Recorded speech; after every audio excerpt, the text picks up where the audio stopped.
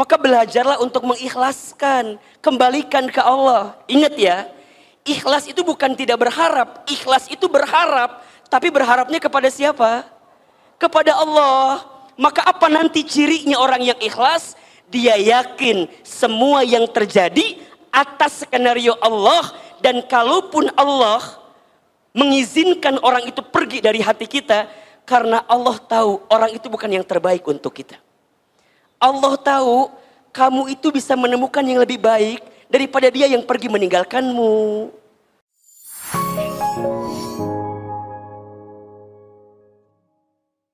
Topik kita sore ini adalah ikhlaskan, maafkan. Ahilman mau tanya, ikhlas itu susah atau mudah? Jawab, mudah atau susah? Susah atau mudah? Nah, kenapa ikhlas itu susah? Karena pahalanya surga. Kalau ringan pahalanya kipas angin, ya. Kulkas satu pintu, ya. Terus apa lagi? Payung dan piring cantik gitu ya. Ikhlas itu susah karena pahalanya surga. Memaafkan susah karena pahalanya surga. Maka setiap pahala yang besar itu pasti diiringi dengan ujian pengorbanan yang berat. Inna idhomal jazai ma'a idhomil balai. Sesungguhnya besarnya pahala itu tergantung beratnya ujian. Makin berat ujiannya, makin besar pahalanya. Kemudian kata Nabi SAW, Innallaha idza ahabba qauman ibtalahum. Sesungguhnya Allah, apabila Allah sedang mencintai seorang hamba, apabila Allah sedang mencintai suatu kaum, ibtalahum, maka Allah akan menguji kaum tersebut. Allah akan menguji hamba tersebut. Kenapa? Karena Allah mencintai hamba tersebut. Maka sesuatu yang harus menghadirkan keikhlasan, besar ujiannya, besar pengorbanannya, karena boleh jadi di dalamnya Allah siapkan pahala besar bagi kita karena sesuatu yang menyakiti kita. Maka ini quotes yang pertama dari Ahilman ya. Nggak mau kalah sama Abah Muhajir gitu ya. Gini, pertama cara kita memandang satu persoalan ya. Cara kita memandang satu masalah.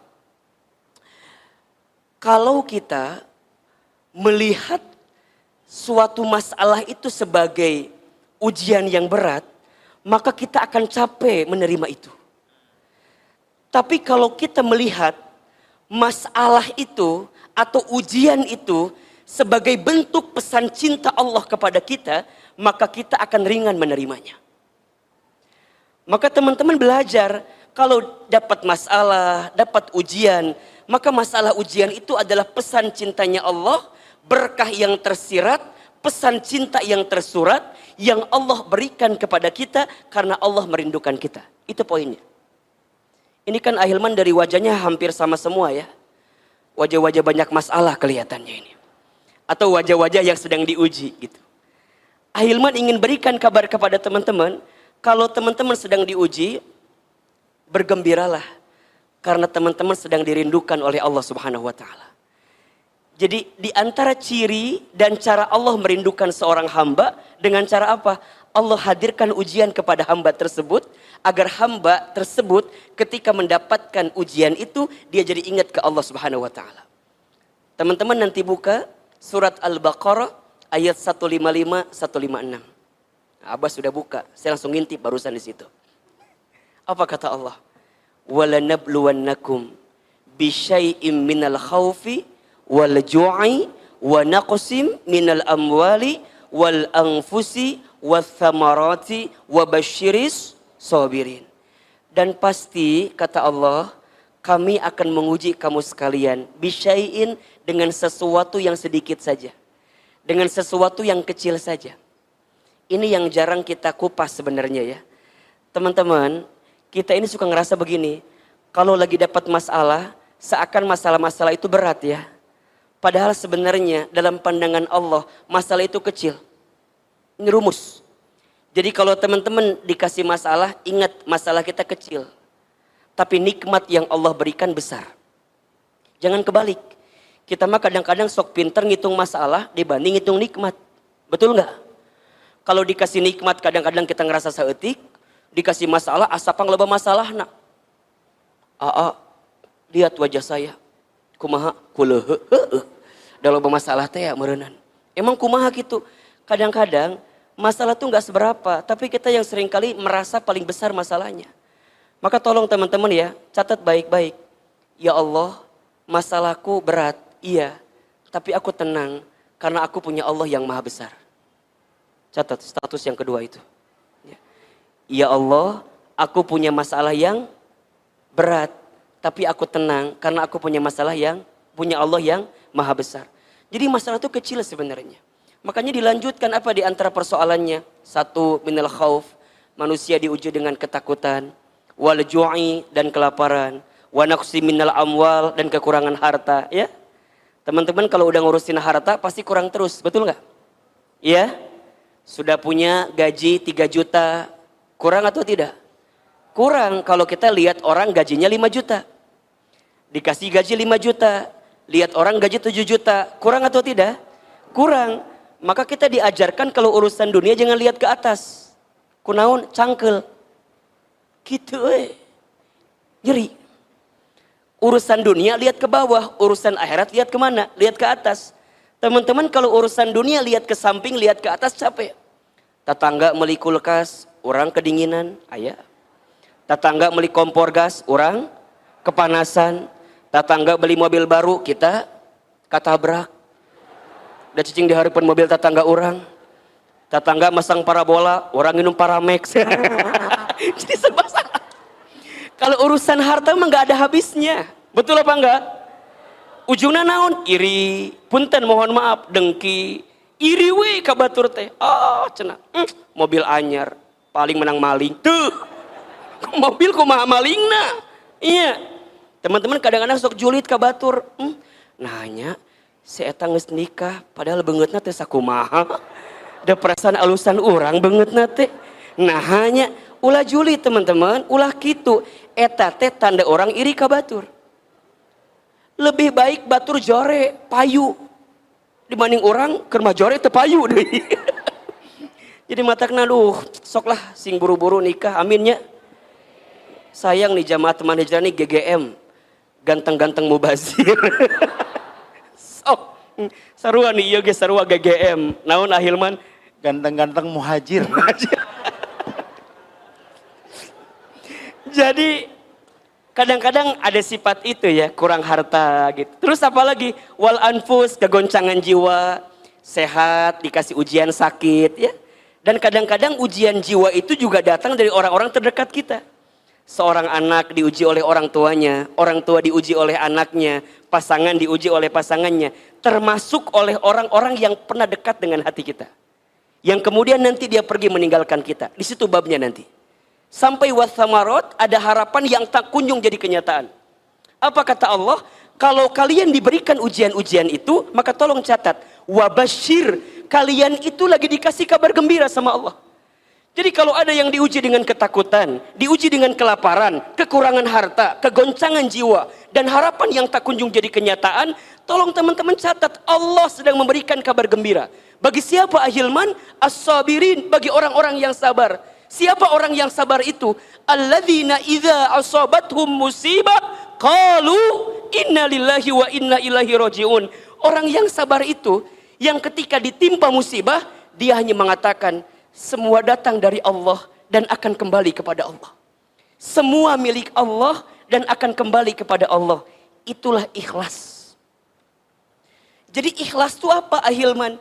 Ikhlas itu saat kita berharap bersandar kepada Allah dalam setiap urusan kita. Maka kalau sekarang teman-teman belum ikhlas, apa jawabannya? Coba Ahilman tanya. Kalau kita belum ikhlas, berarti apa jawabannya? Kita masih berharap kepada siapa? Kepada manusia. Berarti kita masih belum berharap kepada Allah seutuhnya. Kita masih berharap kepada manusia. Teman-teman, ada orang yang pernah dekat dengan diri kita. pernah ada di hati kita. Kemudian dia pergi meninggalkan kita. Sakit atau tidak? Di mana sakitnya? Di dieu tah. Sakit Hilman. Kita berharap banyak, berharap besar sama dia, tapi kemudian dia nggak sesuai ekspektasi kita. Bukan salah dia yang pergi meninggalkan kita, salahnya kita terlalu berharap kepada dia. Catat, status hari Rabu itu. Jangan menyalahkan orang yang pergi meninggalkan kita, jangan.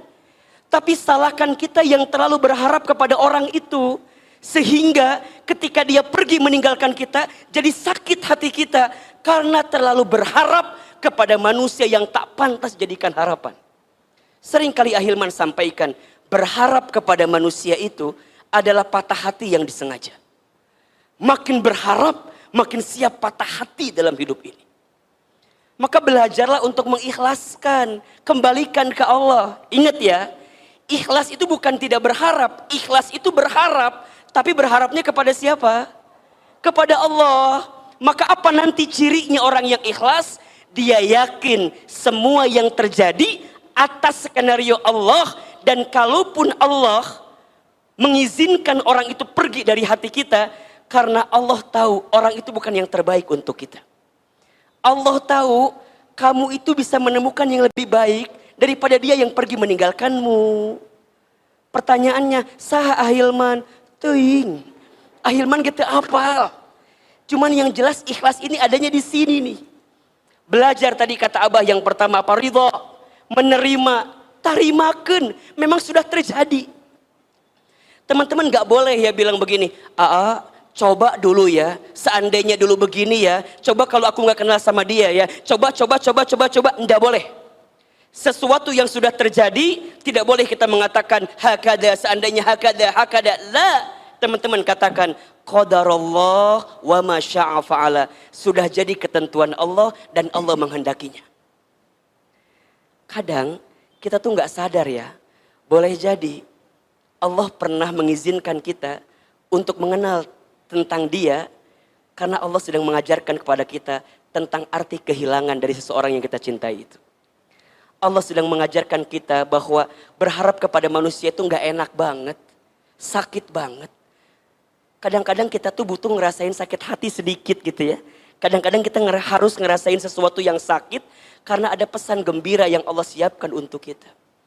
Maka kalau sekarang punten ya, teman-teman masih ngungkit, Ustadz coba begini. Aku teh kurang apa ya? Kurang gelis merenan. Yang Ikhwan nanya, aku teh kurang apa ya? Kenapa dia pergi meninggalkan saya? Hiji, kurang duit. Lamun orang sibuk, kalau kita sibuk mencari alasan, capek. Karena akan ada selalu beribu alasan yang menguatkan engkau untuk tidak ikhlas. Itu setan. Jadi kalau teman-teman udah bilang, kenapa ya? Kenapa? Makin sombong kita.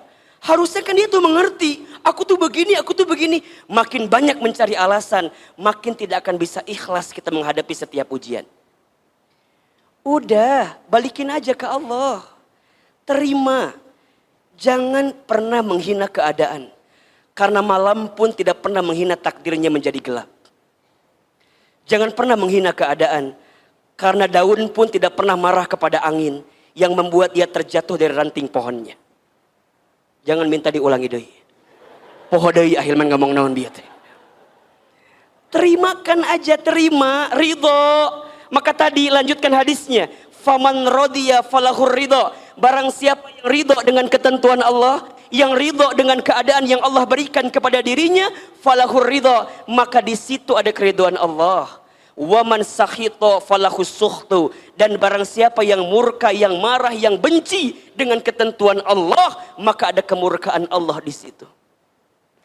Teman-teman, kalau teman-teman sibuk mencari alasan dari setiap apa yang pergi meninggalkan kita, maka teman-teman tidak akan pernah ikhlas.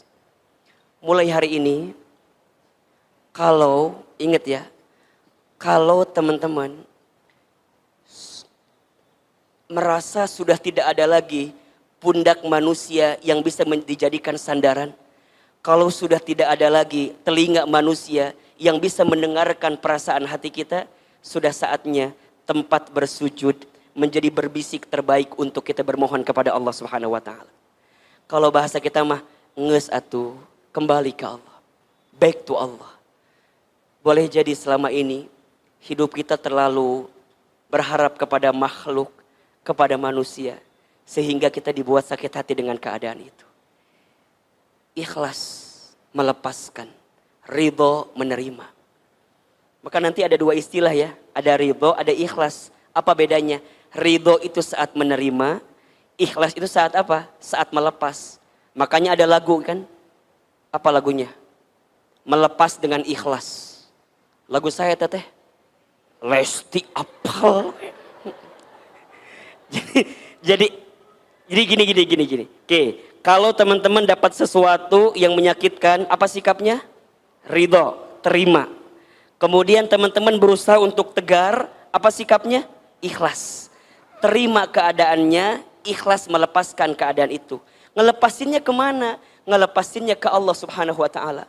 Ya Allah, ternyata orang yang pernah aku berharap kepadanya, kemudian dia pergi meninggalkanku ya Allah.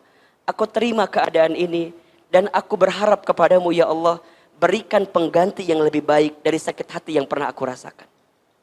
Maka apa yang kedua? Maafkan. Maafkan itu kan saat orang menyakiti hati kita, betul apa enggak? Teman-teman berbuat baik sama orang, kan normalnya pengennya orang tuh berbuat baik lagi sama kita, betul apa enggak? Kan orang yang sakit hati tuh begitu tuh. Orang kita udah berbuat baik, tapi orang enggak berbuat baik sama kita. Jadinya apa? Sakit hati, kan gitu ya. Ahilman yakin, teman-teman yang belum bisa ikhlas, kira-kira di antara sebabnya karena itu. Aku teh udah berkorban untuk dia. Aku teh udah ngasih banyak untuk dia. Tapi kemudian dia pergi mencampakkan aku. Kan itu bahasanya gitu. Aku udah ngasih sekian, aku memberi sekian, berkorban sekian. Kan harusnya dia tuh balas lagi lebih baik dong ke aku. Harusnya dia tuh peka dong ke aku. Kan itu pengennya kita, betul apa enggak? Tiba-tiba orang yang sudah kita berkorban, kemudian dia pergi ninggalin kita, kita sakit. Kenapa? Karena kita berharap kebaikan dari dia. Betul apa enggak? Maka disitulah Allah sedang siapkan pahala untuk kita. Pahalanya apa? Pahala memaafkan.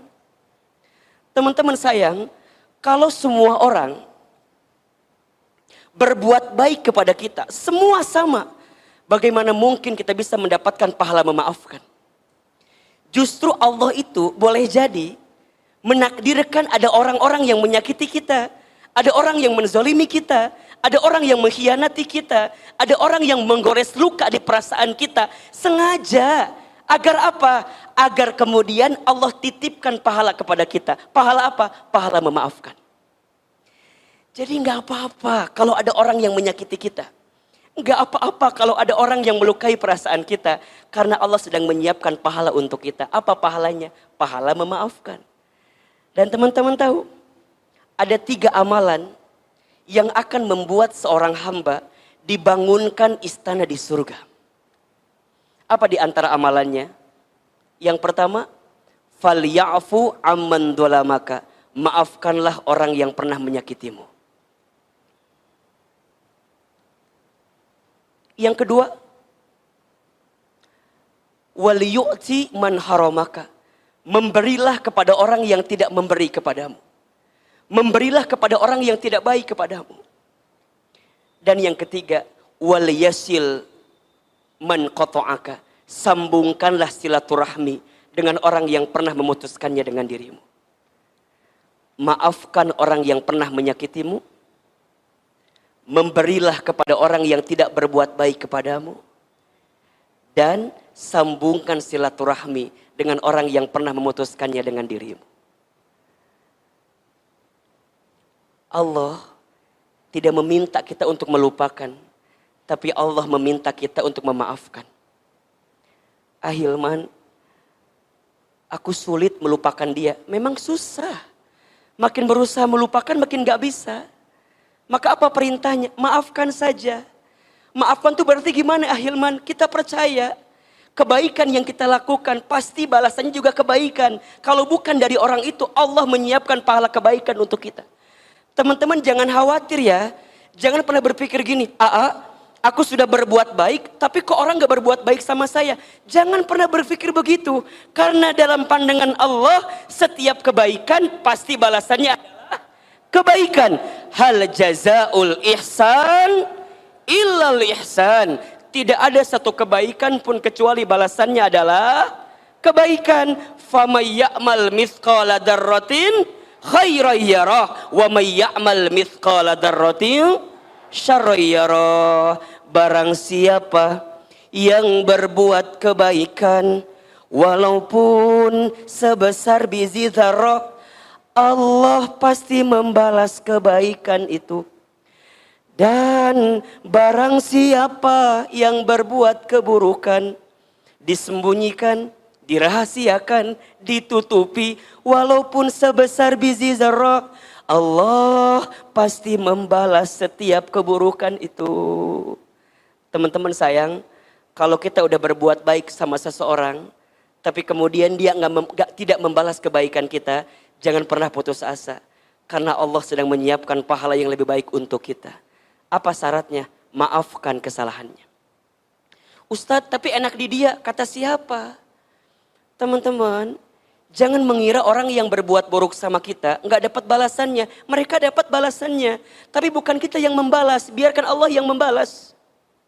Kalau orang berbuat buruk sama kita, kemudian kita berbuat buruk lagi sama orang, bedanya kita sama dia apa? Betul apa enggak? Ustadz, dia selingkuh. Emangnya aku enggak bisa? Aku juga bisa. Punten, misalnya nanti teman-teman berumah tangga ya. Pas berumah tangga misalnya pasangan kita, punten mohon maaf, menyakiti hati kita. Jangan dibalikin. Ustadz, emang pasangan saya aja yang bisa nyakitin saya juga bisa. Saya juga masih lumayan. Mana wajah aku cantik. Badannya juga bagus. Teman-teman jangan pernah berpikir, jangan pernah berpikir membalas keburukan orang kepada kita. Kalau teman-teman berpikir membalas keburukan orang sama kita, berarti kita kehilangan potensi kebaikan dari Allah Subhanahu wa taala. Ikhlaskan, maafkan. Lepaskan sesuatu yang pergi dari kita. Maafkan setiap kesalahan dia yang pernah menggores hati dan perasaan kita. Yakin Allah sedang menyiapkan yang terbaik untuk kita.